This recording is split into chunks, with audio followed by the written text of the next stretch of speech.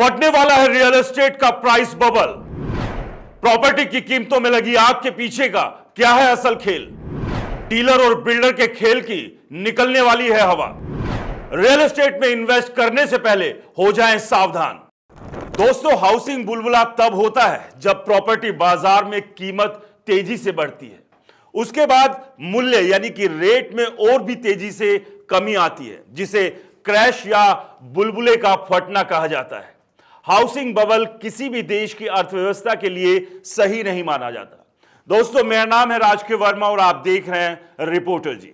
आज इस वीडियो में बात करेंगे क्या सच में रियल एस्टेट सेक्टर में बना प्राइस बबल फटने वाला है, और अगर ऐसा हुआ तो आपकी इन्वेस्टमेंट का क्या कुछ होगा। दोस्तों, भारत में घर खरीदना प्रतिदिन महंगा होता जा रहा है। लोअर मिडिल क्लास अब चाहकर भी अपना घर खरीद नहीं पा रहा। इसकी वजह प्रॉपर्टी की आसमान छूती कीमत है। प्रॉपर्टी की कीमत में बेतहाशा बढ़ोतरी होने से यह बहुत सारे लोगों के बजट से बाहर निकल गई है। प्रॉपर्टी की कीमत में अनाप शनाप वृद्धि पिछले 3 सालों में देखने को मिली है। इसकी वजह जबरदस्त डिमांड और कम सप्लाई को बताया जा रहा है, यानी कि जितने फ्लैट की मांग है उतने बाजार में बिक्री के लिए उपलब्ध नहीं है। हालांकि यह सच्चाई नहीं है। रियलिटी एक्सपर्ट्स का कहना है कि प्रॉपर्टी बाजार में प्राइवेट बिल्डर के बीच आम सहमति से एक कार्टेल बनाया हुआ है। तमाम बड़े शहरों से लेकर टियर 2 और 3 शहरों में फ्लैट बनाकर बेचने वाले प्राइवेट डेवलपर्स हैं, इसलिए वो अपनी मर्जी से प्राइस तय कर रहे हैं। सरकार का कीमत को लेकर कोई कंट्रोल नहीं है। इसकी वजह से कीमत लगातार आसमान पर है। इसके साथ ही प्रॉपर्टी में कुछ मुट्ठी भर इन्वेस्टर्स का पैसा लगा हुआ है, इसलिए कीमत में अवास्तविक बढ़ोतरी है। हालांकि यह फिर से स्लो डाउन की आहट है, क्योंकि लंबे समय तक इस तरह से प्रॉपर्टी मार्केट को नहीं चलाया जा सकता है। हाउसिंग बबल फटना तय है। दोस्तों, भारत की प्रति व्यक्ति आय वर्तमान में 2,730 रुपए अमेरिकी डॉलर है, यानी कि भारतीय करेंसी में ये 2,39,857 रुपए है।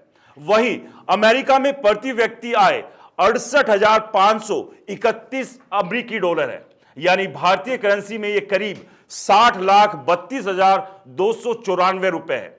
यानी भारत के मुकाबले अमेरिकी की आय 25 गुना अधिक है। इसके बावजूद हमारे यहां घरों की कीमत कई शीर्ष अमेरिकी शहरों से आगे निकलने में लगी हुई है। यह इनकम और कीमत के बीच असमानता को दर्शाता है। कहीं ना कहीं यह प्राइस बबल को दर्शाता है। दोस्तों, प्रॉपर्टी की कीमत में कैसे बेतहाशा बढ़ोतरी हुई, इसका नमूना दिल्ली एनसीआर है। प्रॉप टाइगर की रिपोर्ट के अनुसार दिल्ली एनसीआर में घरों की औसत कीमत चालू वित्त वर्ष की तीसरी तिमाही में 49% बढ़कर 8,105 रुपए प्रति वर्ग फुट हो गई। यह देश के किसी भी अन्य शहर के मुकाबले काफी ज्यादा है।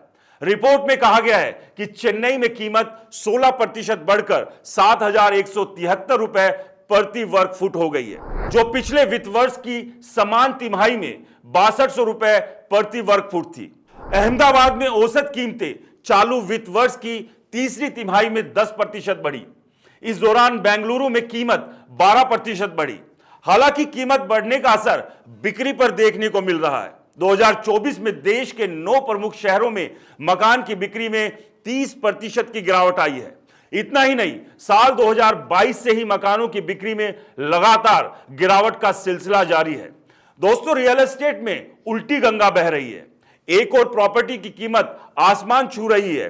होम बायर्स को कहीं सस्ती प्रॉपर्टी मिल नहीं रही है। वहीं दूसरी ओर जब कोई घर खरीदार अपना फ्लैट बेचने जा रहा है तो उसे खरीद की कीमत भी नहीं मिल पाती। इस दुखड़े को एक एक्स यूजर ने साझा किया है। इसने एक ट्वीट किया। यूजर ने लिखा है कि चेन्नई में मैंने 2 साल पहले 68 लाख रुपए में एक अपार्टमेंट खरीदा था। आसपास के अपार्टमेंट 55 लाख में ऑफर किए गए थे।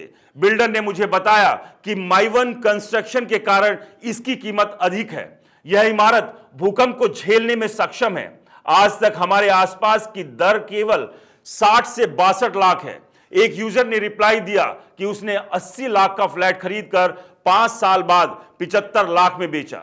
दोस्तों, चीन और अमेरिका में इस तरह का हाउसिंग बबल बना था, वो फट चुका है। आपको बता दें कि दुनिया की दूसरी सबसे बड़ी अर्थव्यवस्था पिछले सालों से हाउसिंग बबल फटने का शिकार थी। इसके चलते 2021 से अब तक 18 ट्रिलियन डॉलर का अनुमानित संपत्ति डूब गई। अमेरिका में भी 2008 में हाउसिंग बबल फटा था। अब ऐसे में सवाल यह है कि भारत में जिस तरह से प्रॉपर्टी के दाम लगातार आसमान छू रहे हैं और ये जो बबल बना है या बनाया गया है, ये कभी भी फूट सकता है। इसलिए अपनी गाढ़ी कमाई को लगाने से पहले 10 बार जरूर सोचें। फिलहाल इस रिपोर्ट में इतना ही। लगातार बढ़ते प्राइस को लेकर आपका क्या कहना है, हमें कमेंट्स कर जरूर बताएं। नमस्कार।